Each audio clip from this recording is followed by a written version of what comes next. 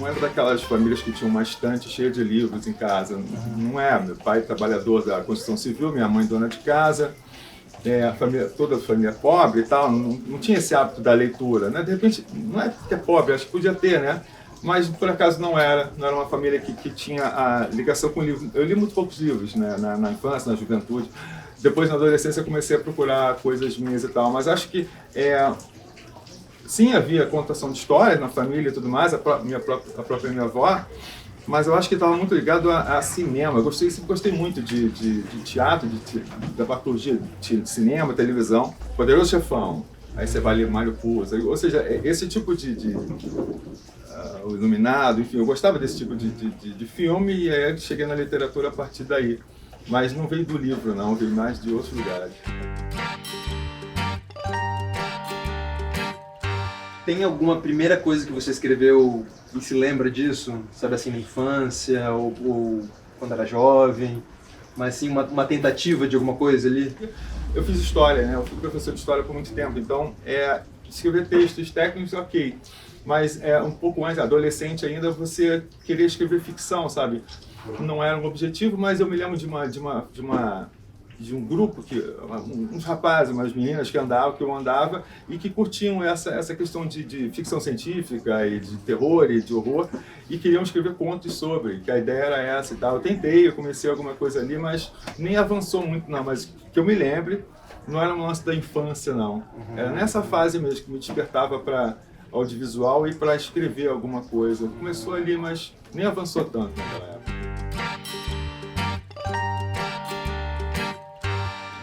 Como é o teu espaço de escrita, né? Assim, tanto como espaço físico, como até como você lida com a escrita do tipo assim, um espaço que você se dá para escrever enquanto você não está escrevendo só no computador, né? O que é... Enfim, como é a sua maneira, seus métodos ali de escrever, como você faz isso no seu dia a dia, né? Eu escrevo em qualquer lugar, cara. Porque aquele lance, escrever não é digitar, né? Digitar é a parte fácil, né? Você está imaginando uma narrativa, um conto, um romance, seja o que for. Escrever você começa muito antes, né? De repente é lendo alguma coisa, ou assistindo um filme, ou tendo uma conversa, algo que te despertou. E naquele momento, se você se determinar, vou escrever sobre, ou vou tentar desenvolver uma narrativa a partir disso ou daquilo, já está escrevendo. Então pelo menos comigo é assim. Não adianta eu ir para frente do computador e começar a escrever, não vai sair, não é assim que surge, sabe? Por milagre ou por inspiração. É legal, né, inspiração, que é aquele lance que te deu a ideia, mas aí você tem que começar a trabalhar em cima disso, e não necessariamente no computador. Então eu escrevo muito anotando coisas, de repente do nada, estamos aqui conversando, se eu estiver envolvido em algum projeto, em alguma narrativa, construção narrativa, eu vou olhar para você e falar, putz, essa tua blusa me lembra alguma coisa, eu vou lá e anoto. A gente tem que escrever porque tem que escrever, sabe? Não porque tem que ser publicado ou porque tem que responder a enfim, eu não sei, uma questão profissional, mas no primeiro momento você quer escrever muito e escreve coisas. Eu sigo escrevendo coisas o tempo todo, né? Mas eu hoje, não sei se é medo, caso, mas hoje existe um pensamento do tipo, olha, eu preciso corresponder a uma expectativa da editora, ou o editor, ou alguém, olha, eu vi falar, tá para sair quando o romance? Vai sair, sei lá, no final do ano. Aí de vez em quando caiu o romance, tá indo, não tá indo, sabe? Aí hoje tem esse tipo de pensamento, tipo, eu tenho prazo, eu tenho que entregar um conto para Piauí até o final de novembro. Eu não comecei. Quer dizer, não comecei a digitar. É aquela história, né? É aquela história que eu tava falando. Não, já tô com ele na cabeça, já sei o que eu quero fazer. Mas vai que não sai. Né? Eu chego lá na hora e falo, putz, não é nada disso. E aí eu tô com prazo de, sei lá, tô com menos tempo. Eu deveria ter feito já, mas eu tô num tempo meio... Aí rola um medo de não cumprir prazo, de não corresponder às expectativas e tal. Não vai acontecer nada se eu não cumprir o prazo, se eu não corresponder à expectativa, mas aí já é um medinho, já é um lance que começa, que não rolava até outro dia, sabe? Você tem esse papo de ter mestres, porque assim, hoje em dia as pessoas acham até meio cafona dizer isso, assim, o cara escreve, mas você tem isso, tem as figuras que você, de alguma maneira, meio que, né, passou por elas e se iniciou por elas? Sim.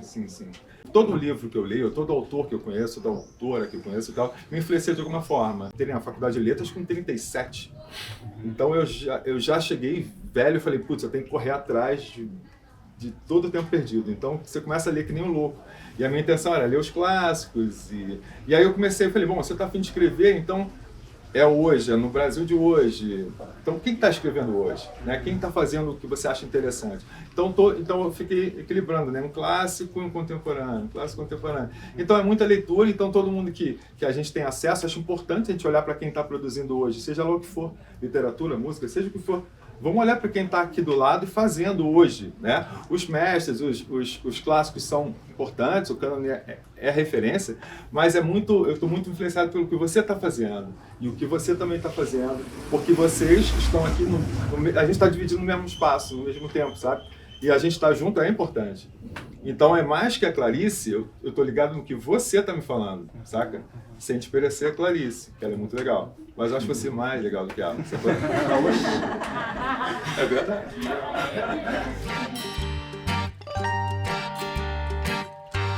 Você também sempre falava do quanto você não queria escrever a partir de uma experiência pessoal, da sua, né, do seu ponto de vista, né?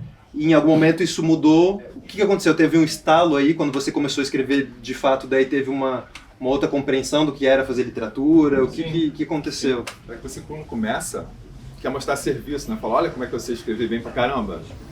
Eu faço aqui porque eu vou fazer ficção.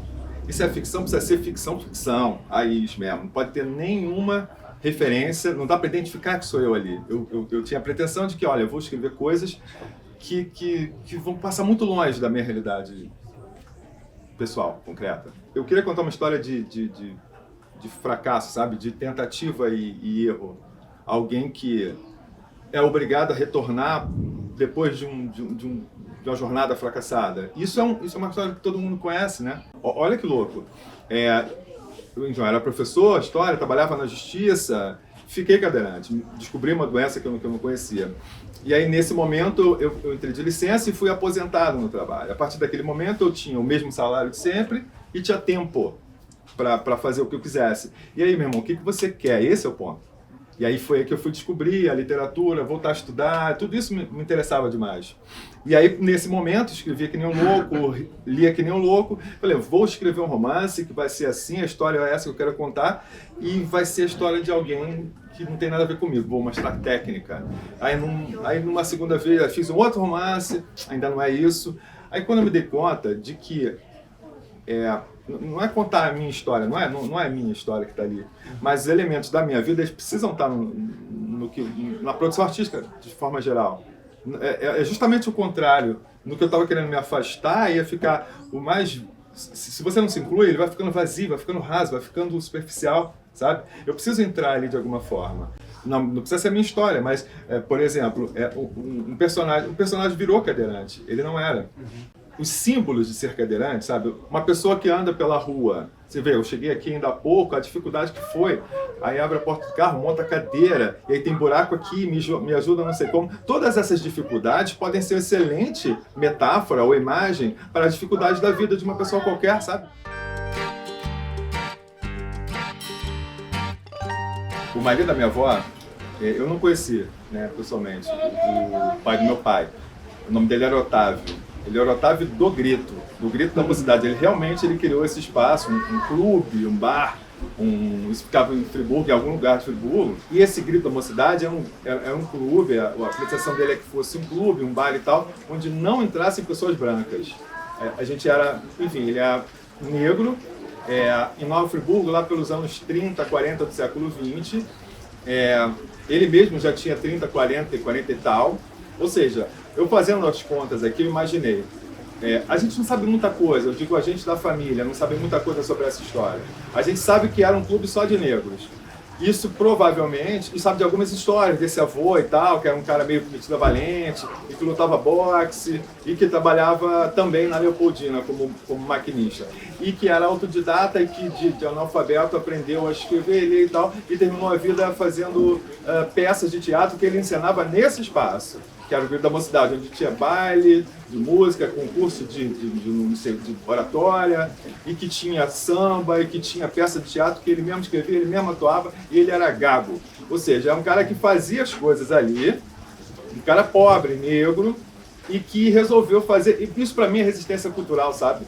Porque você não pode entrar no clube... Lá no xadrez você não pode entrar no clube, na sociedade esportiva, porque só brancos frequentavam esses espaços. E ele, como negro e pobre, não tinha acesso.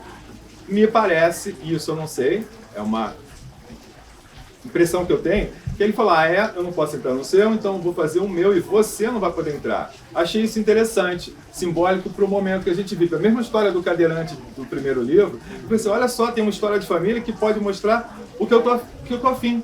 Que eu acho que as pessoas devem fazer, sabe? A gente precisa resistir às questões, seja dos negros, ou das mulheres, ou dos deficientes, seja o que for, você precisa se voltar contra aquilo que não está legal. E como é que você vai fazer isso? Sozinho? Não. Junto. E na base da violência? Não. Tem que ser de outra forma, tem que se apegar à cultura. Então, para mim, acho simbólico. Falei, putz, isso é uma história de família, isso é algo que eu posso utilizar. E aí eu olhei para o meu pai, e olhando para o meu pai, fui olhar para o meu avô. Fui fazer as contas, falei, bom, peraí, família de negros, Friburgo, Suíça brasileira, colônia de europeus e tudo mais e tal. Como é que é uma família negra lá no início? Porque quando ele nasceu, era virada do século XIX para o XX.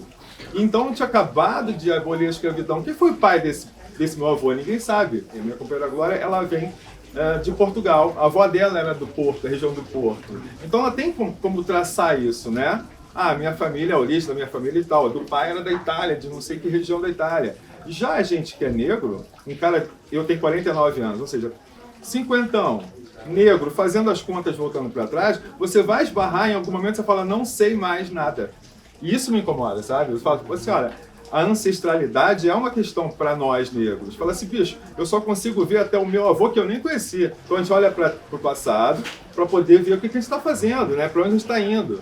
E poder guiar e tal. Ou seja, olhar para trás é importante. E acho muito, muito, muito complicado, muito triste, muito, muito prejudicial para a nossa sociedade quando a gente tem toda uma, sei lá, 50% da população que não consegue buscar mais de 3, 4 gerações para trás. Acho que isso é um prejuízo.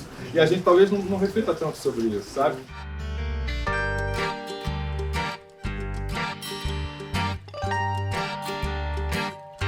Tem uma questão ali com o espaço que os personagens ocupam, que eles nunca podem ocupar por completo, né? Então, você pode falar um pouco mais sobre essa coisa do espaço, como foi também chegar a isso dentro do romance, assim, né? A gente é meio chato, que a gente quer ficar pegado aos detalhes, as coisas como elas aconteceram efetivamente, como era no tempo tal. Isso não me interessa, né, muito, até porque eu estou na literatura, na ficção, justamente por isso. Ou estaria fazendo pesquisas, enfim. Mas há que se pesquisar um pouco. Na família, eu poderia ter pesquisado um pouco mais, mas eu prefiro ficar com as histórias de família, sabe? Uma história que a minha avó contava, que uma tia conta, que às vezes é de um jeito, às vezes é de outro, isso me interessa.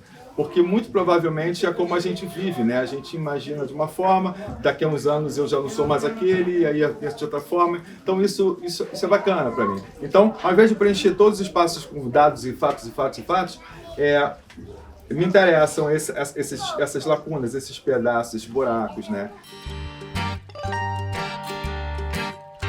O livro do Carlos tem uma coisa com um detalhe que é impressionante, assim.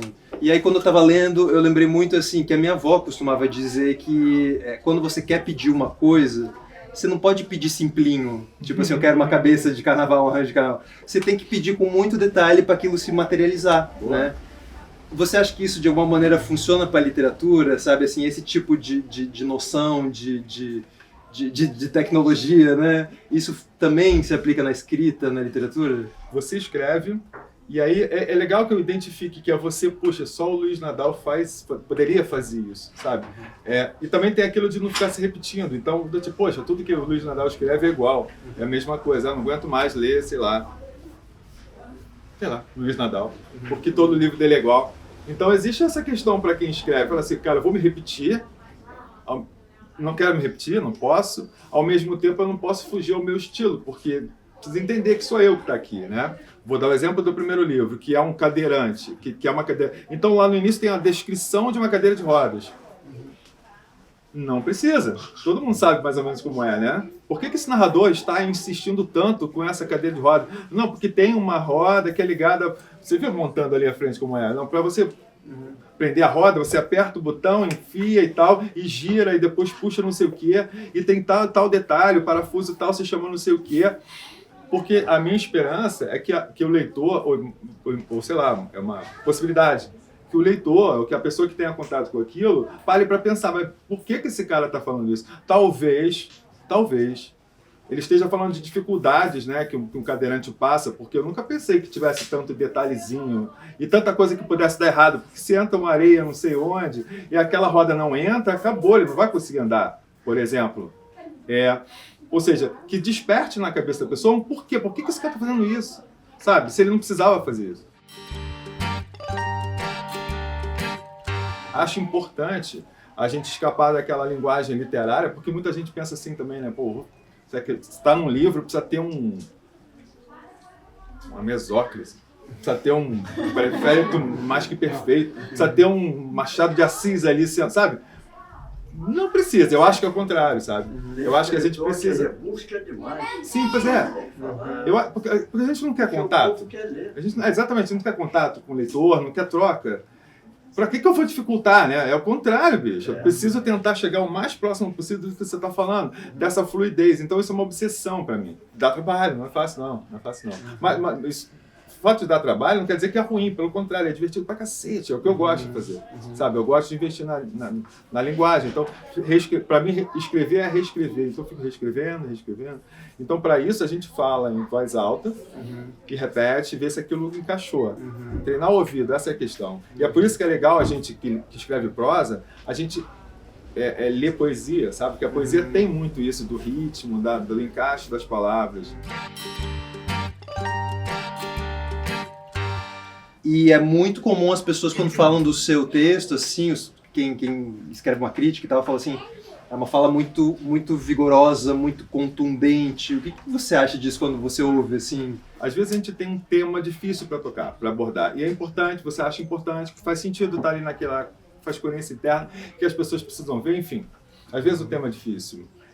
Mas não é porque o tema é difícil que a linguagem precisa ser também. A pontuação, segundo a norma culta, ela... a gente tem que dominar, tem que saber e tal, mas a gente deve subverter essa história, a gente deve usar conforme a nossa conveniência. Então, se eu consigo colocar um período longuíssimo, sem vírgula, o que você faz como leitor? Você vai perdendo seu fôlego, você vai lendo, doido para achar uma vírgula, uma pausa, uma coisa qualquer e tal. Talvez, naquele momento, o personagem esteja passando por uma situação complexa. Talvez faça sentido você ter uma ligação entre... um casamento entre a linguagem e a situação que está vivida, o conteúdo e a forma. Tem vários personagens que têm questões com a fala, né? Tem o Jorge Avô, que é um gago, tem o Jorge Neto, que demorou muito para falar, mas e também fala muito pouco. Tem a mãe dele e os primos que falam com seres invisíveis ali, sim. Com presenças. Da onde que vem isso, assim, né? Essa coisa daí também da fala desse personagem ser... Né? Boa. Você falou de lugares de lugares interrompidos e tal, que você não consegue acessar, né? Você vai até certo ponto e não. Então, acho que a gagueira é um bom símbolo para isso, para aquilo que você tenta, você quer, você deseja. Porque o gago, bicho... Pensando aqui, tá? O gago é um cara... É um cara que persiste, sabe? Porque eu, sei lá, eu tenho uma gagueira... leve, talvez, mas o cara é o cara que cisma se ele quer realmente falar, senão ele parava, bicho. Quando você tem uma dificuldade, é porque se tem uma dificuldade, se não é importante, você deixa pra lá. Mas ele até acha aquilo tão importante se expressar daquela forma que ele fica repetindo até conseguir falar, cara. Acho isso interessante, sabe? Porque é importante a gente se colocar, apesar das dificuldades. Então acho que é símbolo de fé, é símbolo de coragem, sabe? Da gente se posicionar, mesmo que eu não consiga falar direito, eu vou falar. Mesmo que eu não consiga andar, eu vou andar. Nem que não posso ir lá, mas eu vou.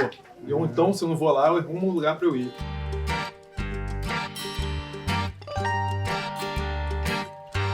Se a vida tá boa, você não tem que fazer festa, tem que fazer, né? Sua vida tá boa, né? Mas é justamente o contrário, porque quando a gente sofre, a gente precisa festejar. É justamente para ganhar energia e conseguir seguir em frente, sabe? A gente festeja porque a vida é dura e não pelo contrário. E o Gurufim é meio isso, né? existe uma questão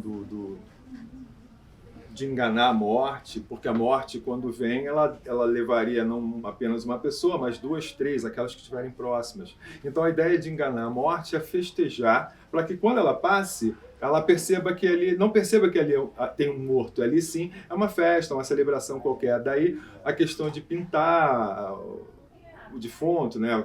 Colocar roupas engraçadas ou bonitas e fazer brincadeiras de criança, e as pessoas idosas, até as pessoas mais velhas fazendo, parecendo brincadeira de criança. Isso tem muito a ver com as religiões de matriz africana, né? Então tudo isso que essa celebração é o inverso do que a gente imagina, aquela tristeza da pessoa que morreu. Ok, a tristeza ainda está lá, mas a intenção é que a gente ganhe, a ideia, no fundo de tudo, é que a gente ganhe energia para seguir em frente, ao invés do contrário. A gente celebra, a gente batalha, a gente bate o dia inteiro e tal, mas a gente festeja, porque a vida é difícil.